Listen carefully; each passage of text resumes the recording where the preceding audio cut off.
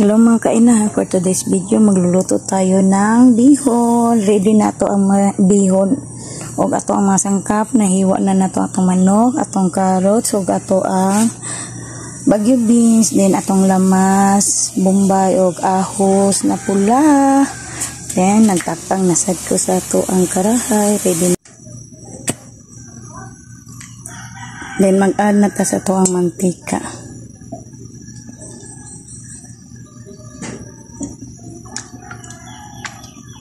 Mag-add na sa ito ang lamas. Sabay na lang natin ito naman. Then ito ang manok. Ito ang manok. Ilunod natin. Mag-add na ko o paminta para may panlasa agad. Okay.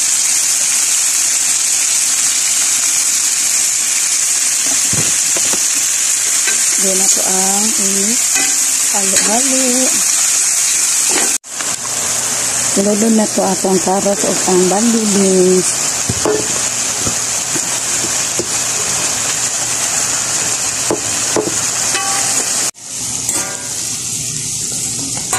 Haunon sa nato ni para mag-add tag water na. Nag-add na tag water, then tuyo. Dala na to itong pampalasahan na. Tuyo o paminta again.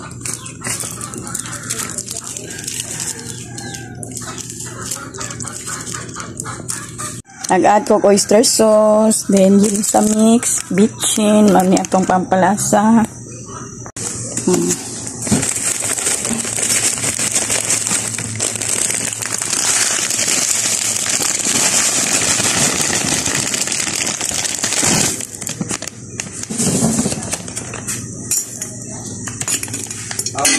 Mag-add na taog repolyo sa atsal o sibuyas dahon. Then ibalik na nato ato ang gilahi ganina na kain. Bili na to na para pantapin.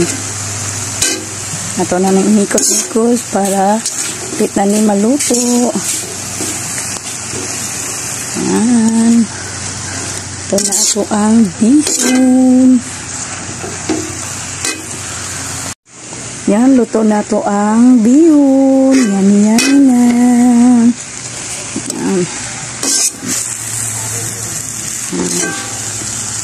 Ito na ito ang bihon. Pang malakasan na itong bihon.